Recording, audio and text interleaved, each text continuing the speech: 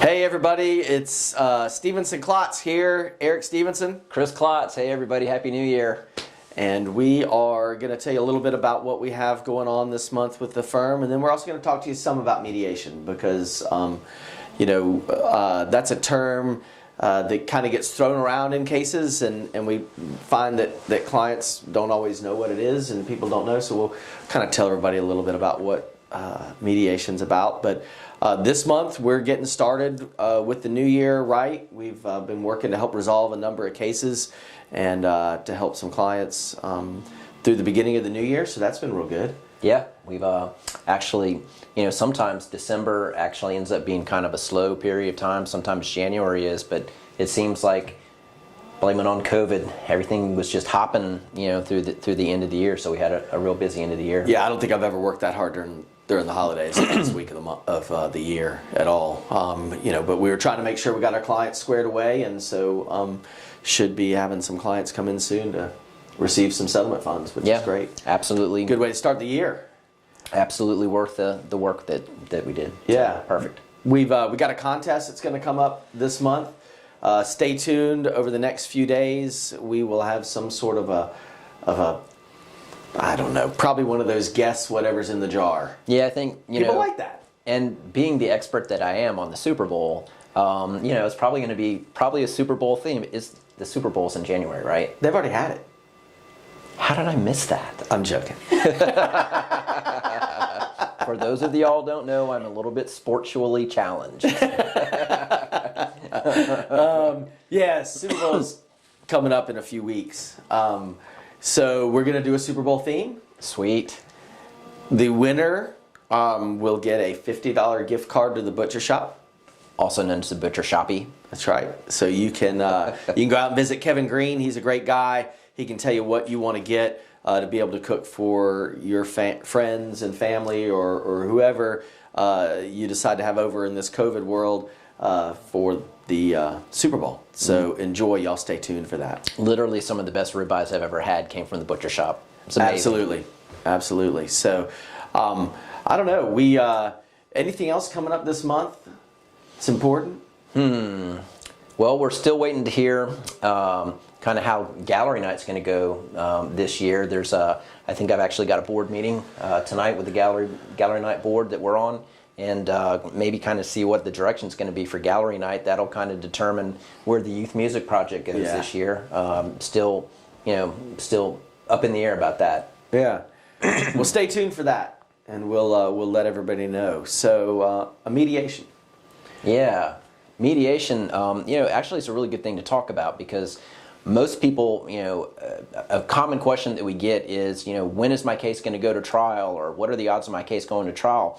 Just statistically speaking, most cases end up resolving before you have a trial, but in many, many, many more instances than there is a trial, there's very frequently mediations in civil cases, and so it's actually a get together where the lawyers get together with on both sides with a neutral party who acts kind of a little bit like the judge overseeing it. It's not judge is not really a good. They don't make any decisions. Yeah, they just help try to bring the case to a resolution. So it's something that's good to talk about because they happen probably in half the cases. Well, really all of them. The judges order them in every single case we've got at some point, right? Especially when you enter when you say you're ready for trial, judge is going to order you for mediation before you go to trial. And I think the statistics, the last ones I saw from the American Association of Justice, were less than 10% of cases ever go to trial.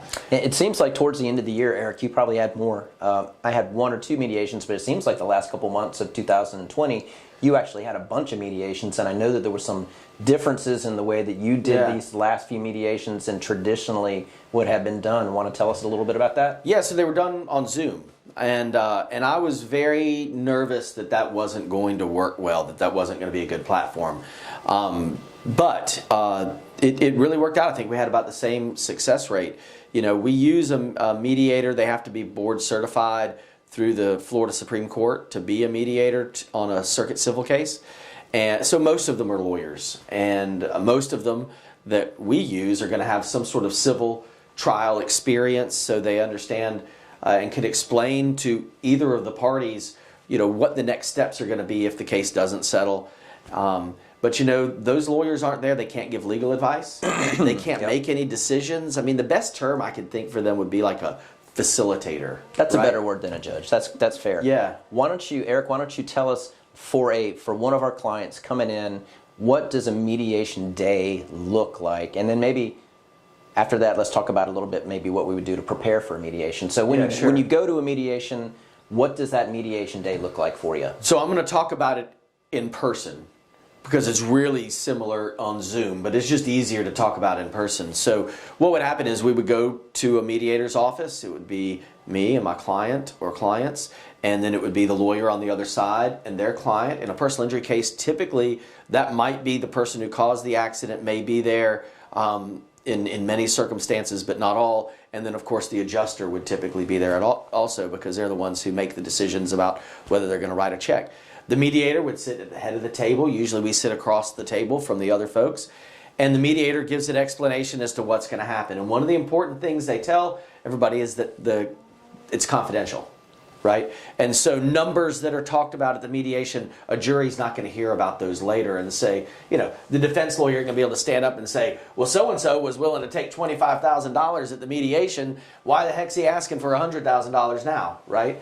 Because the idea is that at a mediation, sometimes you might agree to take something right then. It's the old proverbial bird in hand, right? Rather than risk going to trial. Right. So when everybody gets there, sitting down, everybody's arranged, how does it start out? How does the mediator usually start it out after the mediator's kind of laid the ground rules? Yeah, so he introduces himself, she introduces herself, and lays the ground rules, and then I give an opening statement.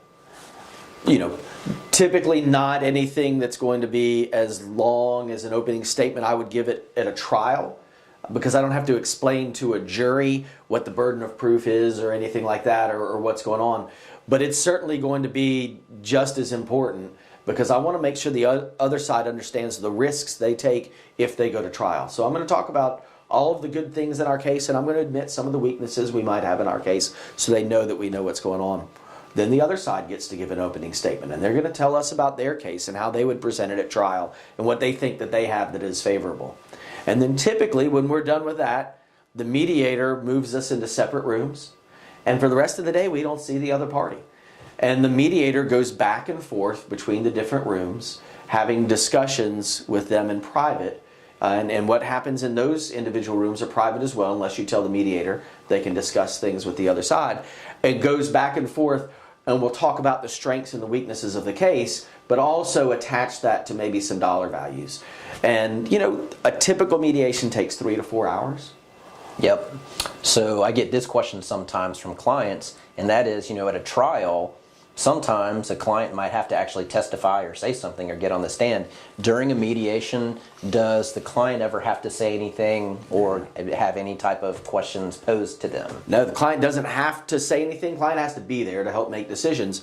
But the other thing is we don't really have to do anything at the mediation. If we don't like, we have to negotiate in good faith. But if we don't like the first number that's offered to us, we can just leave. There's no judge there requiring us to stay the full 3 or 4 hours. And so, the client doesn't have to say anything. Sometimes I'll have, when the mediator's in the room, the client builds up a good rapport with the mediator and we'll all three have a discussion. But I have some clients who say, look, I only want you to talk to the mediator.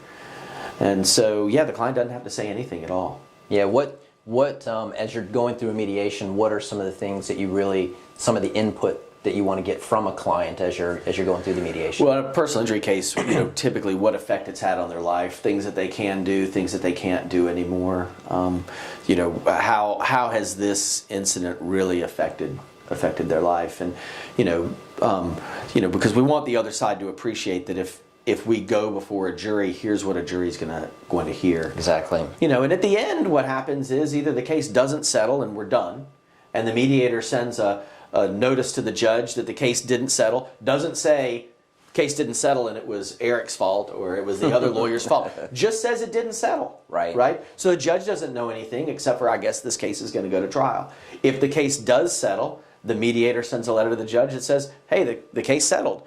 we at the mediation will sign a mediation agreement that says, you know, in exchange for dismissing the case, we're going to accept whatever amount of money, and the other side will send us a check, and then the case is resolved. You know, usually it takes, you know, I don't know, 2, 3, 4 weeks or so after that, to really get everything resolved. So that's really what happens in a mediation. Yeah, so I've seen this happen a couple times. Say you're in a mediation and the sides are actually really close, and you know you're holding at, you know, X number of dollars, and the other side's holding at X number of dollars, and y'all are so close, but you just can't quite get there on that day.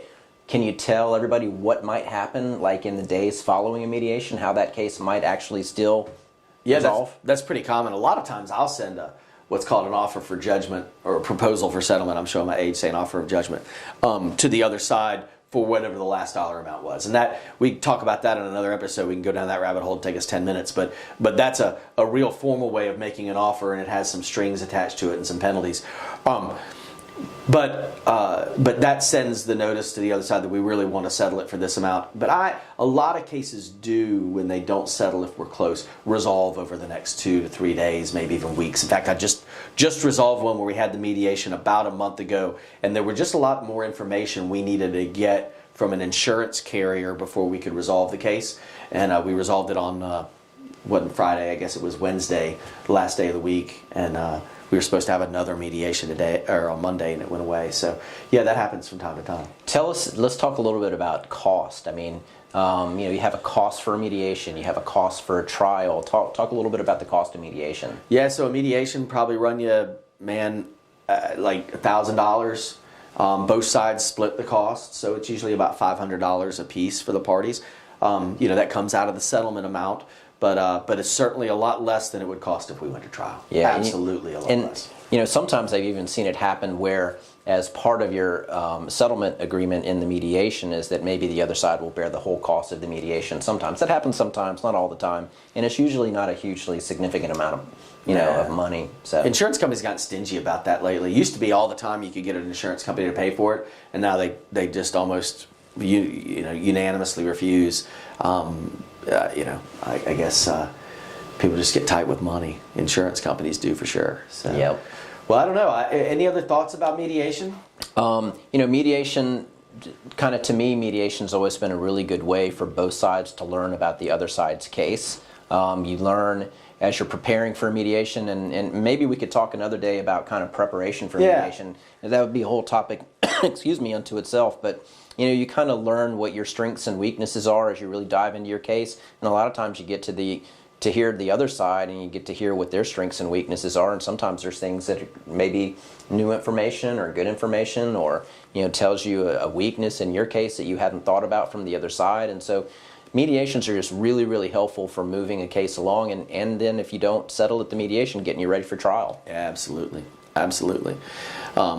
Well, I don't know. If you ever have a question about a mediation, you know, send us if you have any questions that you think we ought to address, put it in the comments, or send us a Facebook message. We'd be happy to answer questions.